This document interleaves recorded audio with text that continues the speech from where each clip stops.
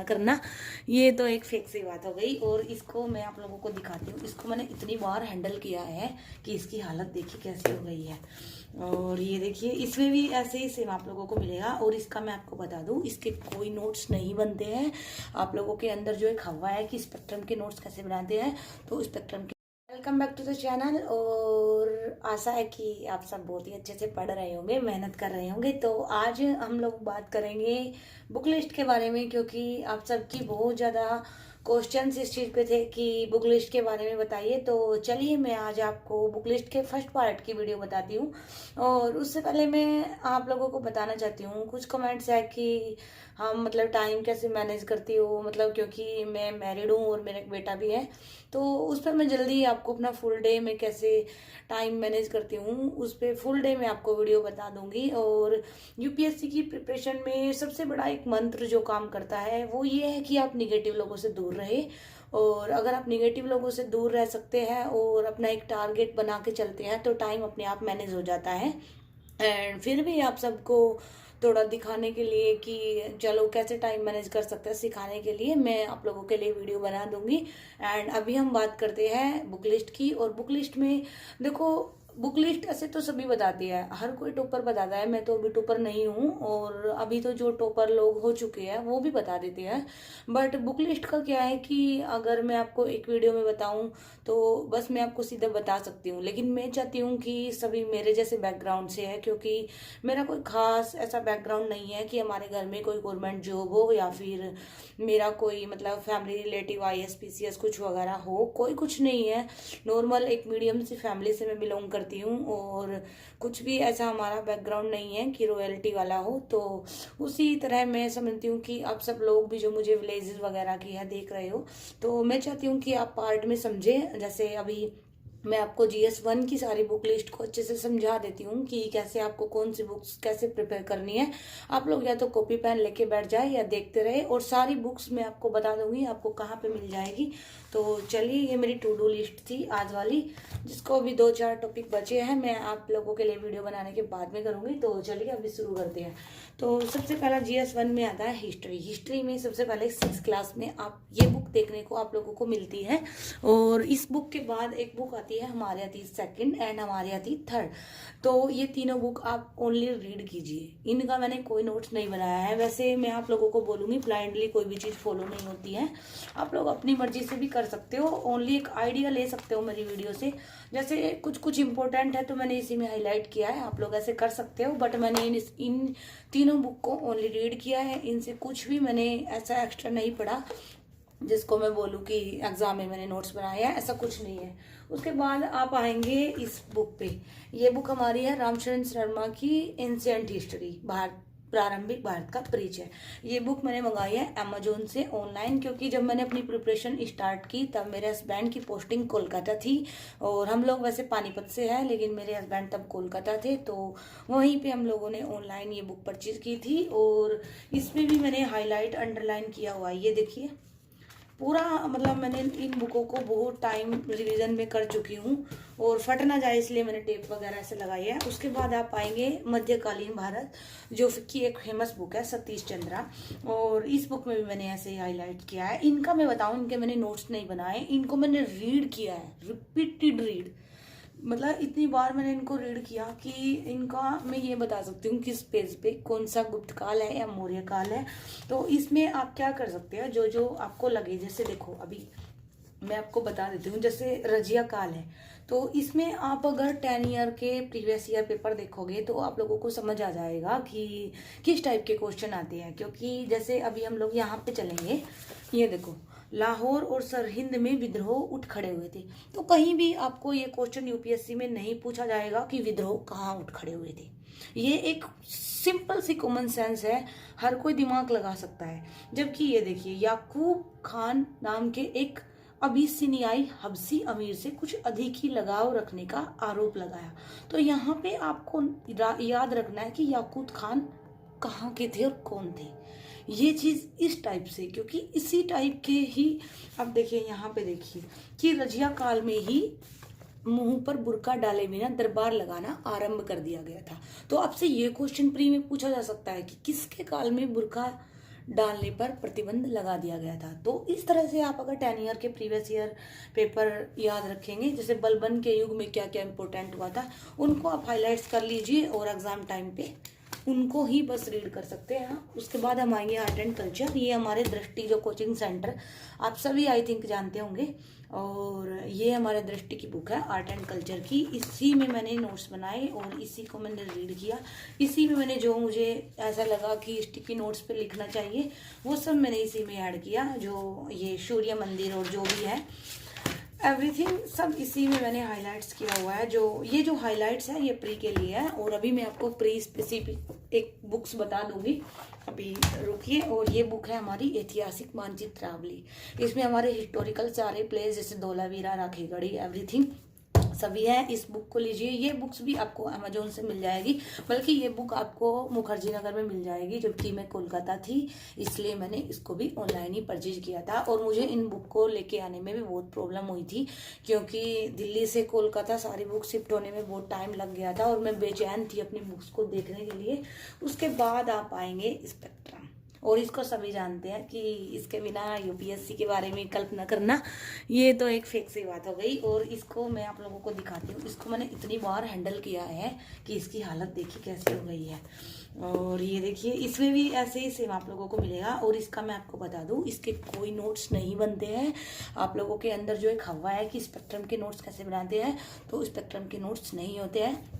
ये खुद में एक नोट्स है। आपको पूरी, अगर आपको यूपीएससी करना है तो आपको पूरी पढ़नी होगी। कोई भी शॉर्ट ट्रिक, कोई भी शॉर्ट वे नहीं है यूपीएससी क्लियर करने का।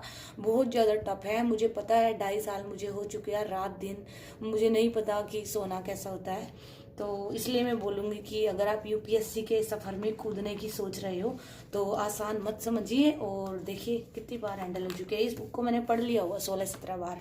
और उसके बाद मैंने इस बुक के बाद फिर मैंने पढ़ा मॉडर्न हिस्ट्री के लिए आज़ादी के बाद का भारत। इसको मैंने ओनली रीड किया, इसमें मैंने कोई हाईलाइट अंडरलाइन नहीं किया, क्योंकि इससे क्वेश्चन बहुत कम आते हैं। यूपीएससी का एक ट्रेंड रहा है कि 2013 के बाद जब से सिलेबस चेंज हुआ, इस बुक से बहुत कम क्वेश्चन पूछे जाने लगे हैं। जो भी क्वेश्चन आते हैं वो या तो हमारा आज़ादी, इसमें जो भारत का इतिहास है और राष्ट्रीय आंदोलन है उसी से कवर हो जाते हैं, और आर्ट एंड कल्चर के कुछ क्वेश्चन आते हैं। और एक चीज़ मैं आप लोगों को बता दूं, अगर आप लोग कोई बुक स्किप करना चाहते हैं तो मिडिवल हिस्ट्री को स्किप कर सकते हैं, but art and culture and spectrum को बिल्कुल भी स्किप करने के बारे में मत सोचना, वरना वही भगवान जाने। तो चलिए नेक्स्ट बुक अब आ जाए ज्योग्राफी के ऊपर, क्योंकि पार्ट 1 में GS 1 में ज्योग्राफी आती है। और ज्योग्राफी में अब हमारी आती है 4 बुक, 11th की 2 एंड 12th की 2। इसके अलावा जो बोलते हैं 6 to 12 वो मैंने नहीं पढ़ी। मैंने ओनली 11th की 2 बुक और 12th की 2 बुक को पढ़ा है। और इसमें भी वही सेम आपको मिलेगा अंडरलाइन हाईलाइट वाला। इसको मैंने अच्छे से, इसमें मैं आप लोगों को बता दूं, जैसे देखो यहाँ पे ये है कि जीवाश्मों का वितरण कहाँ पाया जाता है, जैसे कि महासागरों की आयु के बारे में। तो यहाँ पे ये है कि लेमूर, भारत, मेडागास्कर व अफ्रीका। तो यूपीएससी में क्वेश्चन पूछ सकते हैं, कोई एक अलग दे देंगे और पूछ लेंगे कि यहाँ पाए जाते हैं। तो इसलिए मैंने इसको हाईलाइट किया हुआ कि ये मेरा रिपीटेड रिविजन हो और मेरे दिमाग में रहे कि कौन कौन सी 4 चीज़ें हैं। तो ऐसे आप कर सकते हो। उसके बाद आते हैं, 4 बुक हो गई। उसके बाद मैंने ज्योग्राफी के लिए पढ़ी ये बुक। माजिद हुसैन को मैंने नहीं पढ़ा, मेरे पास माजिद हुसैन की बुक नहीं है। उसके बाद ये देखिए दृष्टि की बुक है, ये इसमें भी मैंने ऐसे ही सेम किया हुआ है। मैं बहुत बार रीड कर चुकी हूँ। अब तो मेरा बहुत टाइम, अब तो मैं ओनली रिवीजन ही कर रही हूँ। मेरा ऑलमोस्ट सिलेबस भी कंप्लीट ही है। और इसमें मेरे मैप्स वगैरह है कुछ, और ये जो भी मुझे लिखना होता है, मैं यहाँ पे, मेरी इंग्लिश भी अच्छी है इसलिए मैं इंग्लिश वगैरह में भी कोट कर लेती हूँ, क्योंकि इंग्लिश में लिखने में थोड़ी हल्के से आराम से लिख सकते हैं। उसके बाद ये विश्व का भूगोल, फ्रंट ज्योग्राफी, और ये हमें मिल जाती है महेश कुमार बर्णमाल की। और इसमें एनसीईआरटी का सारा सार है, बाकी उसके अलावा कुछ नहीं है। इसमें भी मैंने जो कुछ पार्ट, इसको मैंने पूरी बुक को नहीं पढ़ा है, इसमें मैंने पढ़ा है कुछ कुछ चीज़ें, जैसे मिट्टी का, शायद यहाँ पे मैंने टिक लगा, ये चीज़ें देखिए आप ऐसे बाहर कोट कर सकते हो। जैसे इसमें मैंने क्या क्या पढ़ा, पृथ्वी की उत्पत्ति कैसे हुई, उसके बाद पृथ्वी का भूगर्भिक इतिहास। आप लोग स्क्रीनशॉट ले सकते हो या लिख सकते हो। ये हमारे वर्ल्ड ज्योग्राफी के मोस्ट इम्पोर्टेंट टॉपिक हैं, जिनको मैंने बहुत ज़्यादा प्रीवियस ईयर के क्वेश्चन देखने के बाद फिल्टर किया था। और उसके बाद पृथ्वी की आंतरिक संरचना, चट्टानों के बारे में हम दृष्टि की बुक में पढ़ चुके हैं, इसलिए मैंने यहीं पे लिख दिया कि पेज नंबर पे इतना। पेट विवर्तनिकी, भूकंप, सुनामी, सारे टॉपिक आप लोगों के सामने आप खुद पढ़ सकते हैं। और जो जो टॉपिक मैंने दृष्टि की बुक्स में से किए हैं उन टॉपिकों पे मैंने वहीं लिख दिया है कि ये मैंने टॉपिक उसमें से कर लिए हैं, तो दोबारा मैंने दो दो जगह से नहीं पढ़ा।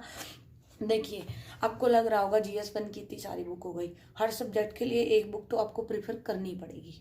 ये तो मान के चलिए, ऐसा नहीं है कि आप किसी सब्जेक्ट को छोड़ सकते हैं, बच सकते हैं। हर सब्जेक्ट के लिए एक बुक तो आपको पढ़नी ही पड़ेगी। तो एक एक बुक है, कोई दो दो बुक नहीं है। उसके बाद हमारा ये एटलस आपको ज़रूर पढ़ना पड़ेगा। एटलस आपकी टेबल पे हमेशा होना चाहिए, और एटलस जितना आप देखते रहेंगे उतना आपके लिए अच्छा होगा और माइंड में अच्छे से चीज़ें बैठ जाएगी। तो ये मेरा मैथ एटलस हो गया, और इसमें मैं आप लोगों को बताती हूँ कैसे करना है। देखिए, इसमें आप लोग खुद से अपने सारे मैप ड्रॉ कर सकते हैं। जैसे मैंने यहाँ पे तो ये लगाया स्टिकी नोट्स, उसके बाद मैंने यहाँ पे सारा हमारा जो पॉलिटिकल मैप है वर्ल्ड का वो सब मैंने किया है। तो ऐसे आप लोग इसमें एटलस में कर सकते हो। ये बहुत अच्छा एटलस है, बट बाय चांस मेरा ये गलती से इंग्लिश में आ गया था, लेकिन मैंने इसको रिटर्न नहीं किया। उसके बाद मैंने इसको ऐसे ही अवेलेबल, जो भी मुझे अवेलेबल हुआ उसके बाद मैंने उसी को रख लिया। लेकिन आप लोग इसको ध्यान रखिए, हिंदी वर्जन वाला मंगाना, और अमेजोन पे सारी बुक्स आपको मिल जाएगी। उसके बाद हम लोग आएंगे सोशल इश्यूज, जो है कि है राम आहूजा की बुक, और ये बहुत अच्छी बुक है और आप इसको रीड कर सकते हैं। इसको रीड करने के बाद आप चाहे तो इसके नोट्स बना सकते हैं, या फिर जो भी हमारे करंट में इशू चल रहे हो उनका कुछ खास इसमें स्टिकी नोट्स ऐसे लगा सकते हैं। जैसे ये मेरी रिपोर्ट शायद पुरानी हो चुकी है, अभी इसको हटाना पड़ेगा। अब तो नई रिपोर्ट आ चुकी है, ये नेक्स्ट ईयर वाली रिपोर्ट है, और अभी इसमें भी ऐसे ही सेम मिलेगा आपको, बीच बीच में नोट्स लगे मिलेंगे, और इसको आप ले सकते हैं। ये मेरा ऑप्शनल जो सोशियोलॉजी है उसमें भी बहुत हेल्प करती है। अगर आप में से किसी का ऑप्शनल सोशियोलॉजी है तो इसको पक्का ही ले लो। और उसके बाद अब हम बात करेंगे, वैसे तो सारी books prelims and mains integrated तैयारी होती है, लेकिन स्पेसिफिक मैंने अपने आप को देखने के लिए और अपने आप को एक तरह से एग्जामिनेशन हॉल की तरह महसूस करने के लिए कि कैसे होता है, उसके बाद मैंने 2 बुक मंगाई थी, और इन दोनों बुकों में ऑब्जेक्टिव टाइप जो हमारा एग्जाम आता है प्रीलिम्स उसकी तरह ही क्वेश्चंस होते हैं, और इनसे आप प्रैक्टिस कर सकते हैं बहुत अच्छे से। ये बुक है, इसके राइटर कौन है? इसके कोई राइटर नहीं है। आप लोग अमेजोन पे जाके सर्च करोगे कि भारतीय इतिहास एवं राष्ट्रीय आंदोलन, तो उससे रिलेटेड सारे ऑब्जेक्टिव क्वेश्चन आपको इसमें से मिल जाएंगे, और इसने मेरी बहुत हेल्प की। आपके आराम से अगर 10 क्वेश्चन आए हैं तो 10 में से 6-7 आप आराम से निकाल जाओगे। प्रीलिम्स आपका मतलब मैंने बात की है, अगर हिस्ट्री से आपके 10 क्वेश्चन है तो 6 क्वेश्चन जरूर मिल जाएंगे। और ये है हमारे माजिद हुसैन की ऑब्जेक्टिव टाइप ज्योग्राफी। आप जैसे सब बात करते हैं माजिद हुसैन की ज्योग्राफी, तो ये सेम ऐसे ही माजिद हुसैन की ऑब्जेक्टिव टाइप ज्योग्राफी की एक बुक आती है, जिसमें भारत एवं विश्व के भूगोल के बारे में सभी ऑब्जेक्टिव टाइप क्वेश्चन होते हैं। और ये क्वेश्चन आप देखोगे एज इट इज बिल्कुल यूपीएससी की तरह ही होते हैं। पहले आपको 4 चीजें दी हुई होती है, उसके बाद में कूट दिए हुए होते हैं, मिलान करने वाले क्वेश्चन होते हैं, सेम होते हैं। ये बुक बहुत ज्यादा इंपॉर्टेंट है, बहुत बेनिफिशियल है, और इसमें आपको लास्ट में प्रीवियस ईयर के पेपर भी मिल जाएंगे, जो कि मैंने नहीं किए थे, क्योंकि प्रीवियस ईयर की पेपर की बुक मेरे पास ऑलरेडी थी क्वेश्चन पेपर की, उससे मैंने कर लिए थे। लेकिन आप देखेंगे कि इसमें बहुत अच्छे से सारे क्वेश्चंस हैं। इसको मैंने मतलब मान लीजिए कि 7-8 बार इसके सारे क्वेश्चंस की मैंने प्रैक्टिस कर ली थी, करके तब मैंने प्रीलिम्स दिया था। तो इन 2 बुकों को आप ओनली चेक करने के लिए ले सकते हो। बाकी जितनी भी बुक्स मैंने आपको दिखाई सभी प्री एंड मेंस के लिए इंटीग्रेटेड तैयारी आपकी करा देती है। उसके अलावा मैंने कुछ नहीं पढ़ा, कुछ भी नहीं। उसके अलावा मैंने ओनली करंट अफेयर में जो था करंट अफेयर को पढ़ा। और ये हमारी हो चुकी है GS 1 की बुक। एक ही वीडियो में सारी बुक लिस्ट कवर करना इम्पॉसिबल था मेरे लिए, क्योंकि अगर ऐसे में आपको सिर्फ बुकें गिना दूँ तो उससे कोई फ़ायदा नहीं है, क्योंकि ऐसे तो बुकें सभी बता रहे हैं, ऐसे तो आपको हर चैनल पे बुक मिल जाएगी। मुझे मेरा आइडिया था कि मैं आपको थोड़ा समझा पाऊँ कि कैसे आप बुक को पढ़े, किस तरह से पढ़े। आप 10 साल के प्रीवियस ईयर पेपर देखेंगे तो आप खुद से एनालाइज कर पाएंगे। एंड लास्ट में मैं आप लोगों को बता दूं, कुछ लोगों के क्वेश्चन जैसे ये है कि मतलब अलग अलग टाइप के क्वेश्चन हैं, ऑप्शनल के लिए या फिर टाइम मैनेजमेंट के लिए, किसी भी चीज़ के लिए हर टॉपिक पे मैं आप लोगों को वीडियो में जवाब दे दूंगी। और संडे को हम लोग अगर ज़्यादा मतलब मुझे टाइम मिल पाया तो आधा घंटा या 1 घंटा मैं आप लोगों के साथ लाइव कनेक्ट हो जाऊंगी, और आप लोगों की जो भी क्वेरी है, जो भी जिस भी मैटर पे, ओनली स्टडी रिलेटेड, मतलब आप कुछ भी पूछ सकते हैं ओनली स्टडी के बारे में, क्योंकि हमारा स्टडी प्लेटफॉर्म है तो हम सब मिलकर पढ़ाई करेंगे और आप सब पूछ सकते हैं, कोई बात नहीं है। और कोई भी बड़ा नहीं है, हम सब आपस में मिलकर भाई बहन है और सब एक जैसे है, सब मीडियम फैमिली से है। आप लोगों को लगता होगा कि दी पता नहीं कैसी फैमिली से है, टैब वगैरह है, तो मैं आप लोगों को बता दूं, मेरा वाईफाई वाला टैब ओनली सैमसंग का है, सिंपल सा, कोई आई टैब, कोई आईफोन, कुछ भी मेरे पास ऐसा नहीं है जिसको बोला जाए कि बहुत मतलब अमीरों के लिए, कुछ लोग बोल देते हैं अमीरों के लिए यूपीएससी है, ऐसा कुछ नहीं है। अगर आप में मेहनत करने का हुनर है तो आप स्ट्रीट लाइट में बैठ के भी पढ़ सकते हैं। बस आप यूपीएससी में 3 चीज़ों का ध्यान रखें। एक तो आप अपना एक प्लान रखें 1 ईयर का, उसके बिना आप नहीं कर पाएंगे, क्योंकि कब 1 ईयर बदल जाएगा और कब निकल जाएगा आपको नहीं पता चलेगा। तो आप सबसे पहले कोशिश करें कि आप 1 ईयर का प्लान बनाएं और उसके बाद आप डेली के छोटे छोटे टारगेट में उसको कंप्लीट करें। और एक सबसे बड़ी चीज़ जिसको बोलते हैं कि यूपीएससी के लिए मूल मंत्र, वो मैं ये बोलूँगी कि आप नेगेटिव लोगों से जितना हो सके दूर रहिए, क्योंकि लोग आपकी टांगे खींचेंगे। मैं आप लोगों को बता दूं, मुझे मेरी फैमिली में किसी को ज़्यादा नहीं पता है, हमारे रिलेटिव वगैरह में, कि मैं तैयारी कर रही हूँ।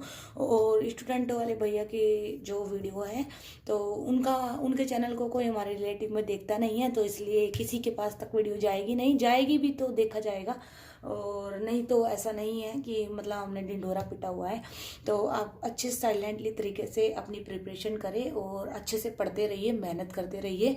ऐसा नहीं है कि आप मेहनत करेंगे तो वो कामयाब नहीं होगी, पक्का होगी, ज़रूर होगी। और आपके लिए सभी को बाय, और पढ़ते रहिए, मेहनत करते रहिए, बस मैं आप लोगों से यही बोलना चाहूँगी। And now bye.